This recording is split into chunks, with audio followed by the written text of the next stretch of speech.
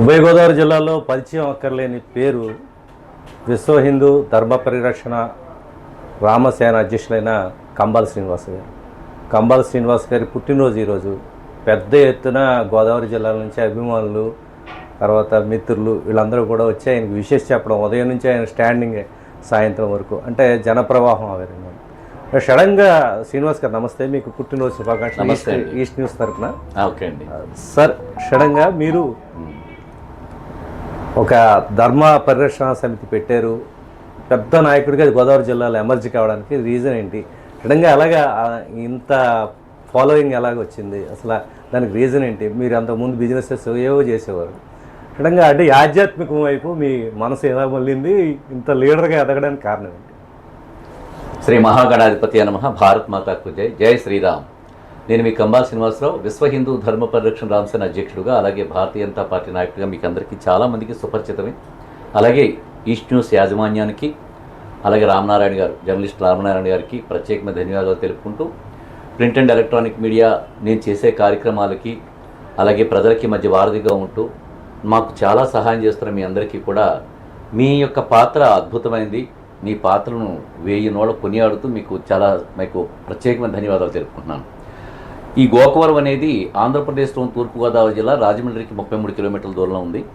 ఇది నా CMD layout అనేది 10 ఎకరాలు మొదట్లో లేఅవుట్ చేయడం కోసం చెప్పాను. అది ఒక ప్రత్యేకమైన డ్రైవ్, అంటే ఒక కాస్మిక్ ఎనర్జీతో డ్రైవ్ చేస్తున్నట్టుగా నా కార్యక్రమాలన్నీ డిజైన్ చేసి ప్రీ డిటర్మైన్డ్ డిజైన్గా నాకు అన్నీ చేసుకుంటూ మారిపోతూ వస్తున్నాయి అన్నీ కూడా. నేను అతి సామాన్యమైన జీవితం నాది. ఒక 100 రూపాయలతోటి భాగ్యనగరం చేరుకున్నాను.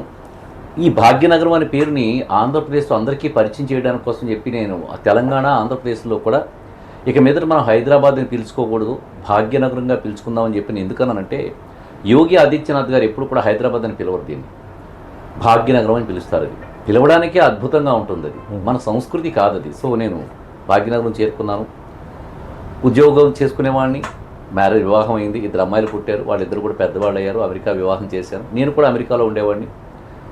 వాట్సాప్లో భారతదేశం యొక్క వైభవాన్ని, భారతదేశం యొక్క సంస్కృతిని ఏ విధంగా నాశనం చేయడానికి ప్రయత్నాలు జరుగుతున్నాయి, ప్రజలందరూ ఎంత అమాయకంగా మారిపోతున్నారు, అన్నదమ్ముల్లా కలిసి ఉండవలసిన మనల్ని ఎంత చాకచక్యంతో, ఎంత తెలివితేటలతోటి భారతదేశంలోకి డబ్బు పంపించి, మన దగ్గర ఎవరైతే డబ్బాస్ ఉందో, ధనాశతోటి, పదవీ వ్యామోహంతో ఎవరైతే ఉంటారో, ఏ బలహీనతలను చోటు చేసుకుంటే ఇక్కడ మతాలను విస్తరింపజేయచ్చో చాలా జాగ్రత్తగా ప్రపంచ దేశంలో మనకు శత్రు దేశాలన్నీ కూడా ప్లాన్ చేసుకున్నాయి. ఇవన్నీ కూడా ఇది ఇప్పటి నుంచి జరగట్లేదు. గత 1000 సంవత్సరాలుగా హిందూ దేశం మీద ఒక పట్టు సాధించాలని చెప్పిన ప్రయత్నం జరిగి, ఈ మొఘళ్ళు, అరబులు, తర్వాత మొత్తం అందరూ కూడా వాళ్ళ ప్రయత్నం పోగొట్టుకున్నారు.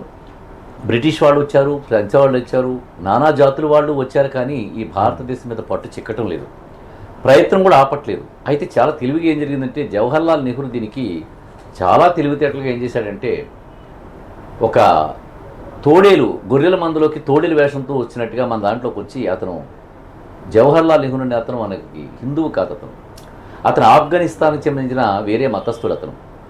వాడు ఏం చేశాడంటే, కాశ్మీర్ పండిట్గా, వాళ్ళ మోతీలాల్ నెహ్రూ ఎవరైతే వాడు కాశ్మీర్ పండిట్గా లోపలికి వచ్చి వాడి కుటుంబాన్నంతా హిందుత్వంగా వ్యవస్థీకరణ చేసుకుంటూ, మీడియాని మోసం చేస్తూ, అసలు నిజాన్ని దాచిపెట్టి, వివాహం అంతా వేరే, వివాహాలు, పెళ్ళిళ్ళు, పిల్లలగండం అంతా కూడా వేరే విధంగా చేసుకుంటూ, హిందూగా ప్రవర్తిస్తూ, భారతదేశాన్ని మొత్తం అంతా మోసం చేస్తూ, ఈ రాహుల్ గాంధీ, అంటే ఇందిరాగాంధీ ఒక రకంగా మోసం చేసి ఎన్నో రకాల చట్టాలు చేస్తే, మోతీలాల్ నెహ్రూ ఒక రకంగా చేస్తే, రాజీవ్ గాంధీ, సంజయ్ గాంధీ ఏకంగా హిందువులందరినీ కూడా పిల్లలు పుట్టకుండా ఆపరేషన్ చేయించడం కానీ, అలాగే రాహుల్ గాంధీ అనేక రకాల వక్ఫ్ చట్టాలను సృష్టించడం కానీ, రాజీవ్ గాంధీ వక్ఫ్ చట్టాలను సృష్టించడం కానీ, ఇలాంటి దారుణంగా ప్రజలను మోసం చేస్తూ ఎదురుకు వచ్చేసారు. చాలా అప్పటికి ఎవరు కూడా హిందువులు మెలకు తెచ్చుకోలేదు. అయితే దీన్ని అంతా గమనిస్తున్న, మొదటి నుంచి కూడా గమనిస్తున్న మొరార్జీ దేశాయ్ లాంటి వాళ్ళు, అలాగే మనకి వాజ్పేయి లాంటి వాళ్ళు, ఇంకా చాలామంది మొదటి నుంచి గమనిస్తూ, ఇంకా ముందు కూడా చాలామంది గమనిస్తూ, పెద్దలందరూ గమనిస్తూ, దీని మీద సర్దార్ వల్లభాయ్ పటేల్ గారు వారు ప్రత్యేకించి దీని మీద ఫస్ట్ మొట్టమొదటి నుంచి వారు చాలా ప్రత్యేకించి ఈ మోసాన్ని గమనిస్తూ మనల్ని భారతీయులు మోసం చేయడానికి, హిందువులు నాశనం చేయడానికి ప్రయత్నం జరుగుతాయని చెప్పి మనకి స్వాతంత్రం రాకముందే గ్రహించారు. మీరు చూడండి, మనకి స్వాతంత్ర్యం వచ్చిన తర్వాత ఉన్న విద్యావంతులందరూ కూడా వేరే మతస్థులకు సంబంధించిన, హిందూ మతానికి సంబంధించిన వాడు కాదు. మన యొక్క విజ్ఞానాన్ని, మన యొక్క వ్యవస్థను మొత్తం అంతా కూడా పుస్తకాల నుంచి రూపుమాపేసి మనం అన్నీ మనమే కనిపెడితే విశ్వగురువులుగా ఉన్న హిందువులందరినీ కూడా కంప్లీట్ మొత్తంగా అంతా తీసివేసి మన పుస్తకాలు ఏమి లేకుండా చేసి అన్నీ విదేశస్తులు కనిపెట్టుకున్నట్టుగా వాళ్ళు ఒక చరిత్ర సృష్టించారు.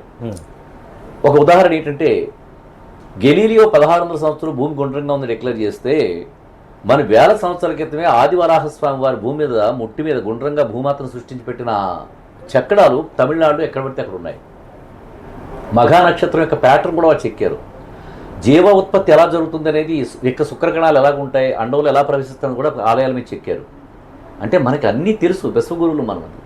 వైద్య విద్యలో సుశ్రుతుడు, రసాయన శాస్త్రంలో నాగార్జునుడు, అలాగే వృక్షశాస్త్రంలో పరాశరుడు, తర్వాత ఇలా ఎంతోమంది, అలాగే విమాన శాస్త్రం మనకి పాదరసాన్ని వేడి చేయడం ద్వారా గాలిలో ఎగరగల యంత్రాన్ని తయారు చేసే విజ్ఞానం మన పుస్తకాల్లో ఉందనంటే ప్రతిదీ మన దగ్గర నుంచే నేర్చుకున్నారు. ఇదంతా కూడా ఇంత దారుణాలు చేస్తూ భారతదేశాన్ని మొత్తం మీద అనేక రకాల ద్వారా చట్టాలు చేస్తూ, వగ్బోర్డు చట్టాలు చేసి మన భూములు లాక్కుని మనలోకి దూరిపోయి డబ్బు ధనాస చూపించి మన భూమిని కోల్పోయేలా చేసుకుని మొత్తం అంతా కూడా ఈ గాంధీ కుటుంబం నాశనం చేసింది. ఇందిరాగాంధీ కుటుంబం ఎవరైతే నాశనం చేశారు. ఇప్పుడు రాహుల్ గాంధీ, సోనియా గాంధీ కూడా అదే ప్రయత్నంలో ఉన్నారు.